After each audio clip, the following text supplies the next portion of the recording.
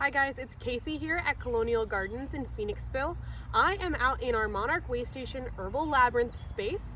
It's the middle of May, and don't mind the weeds. We've just had about 3 days of rain, which has caused everything, weeds and wanted flowers, to shoot up another couple inches. This is the time of year where we're more focused on what's going on in the nursery, but I wanted to come out here and peek at some of our spring perennials that have come up out in our gardens area. And of course, this standout right next to me is certainly one worth mentioning. This is Bluestar. So this specifically is a willow leaf Bluestar. It is a native spring blooming perennial here in Pennsylvania. As you can see, it has kind of a clumping form with upright stems, and at the end of those stems are clusters of these light blue flowers which have 5 petals, aka the name Bluestar. Here at the store, it's in full sun conditions, and that's where you'll find the best flowering, but it does tolerate some part shade conditions as well. You just might end up with a little bit less flowers.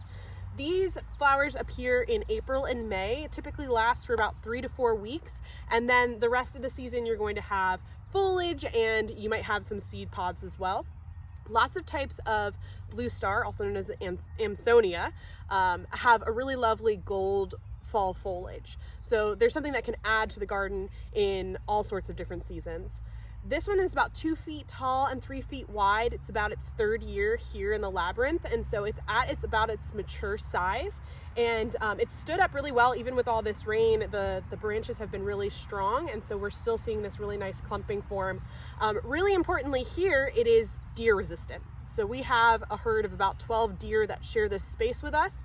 Inside the stems and leaves of this Amsonia is a latex-like compound, and so if you end up pruning it, you always want to use gloves because it can be irritating to your skin, and for the deer it's irritating enough that they leave it alone. We're at the time of year where some of our plants are outgrowing the speed at which the deer can really eat them, but they typically leave Amsonia or Bluestar alone in our area, and that's a pretty good testament to saying that it's very deer resistant.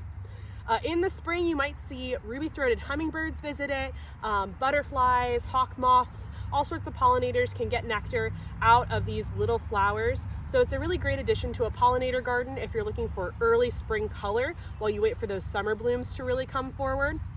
It's a really reliable performer. It's very long-lived. It doesn't need to be divided very often, and once it's established, it tends to be very drought resistant. So after a while, there's really very little care that you're going to need, and it tolerates, being native, our clay soil around here. So this flower has so many benefits to the garden, whether you're looking for something low maintenance, deer resistant, native, pollinator friendly. It hits all the marks. Again, this is the willow leaf Bluestar, also known as Amsonia, and you can find it in our native perennials section here at Colonial Gardens in Phoenixville. Thanks for watching.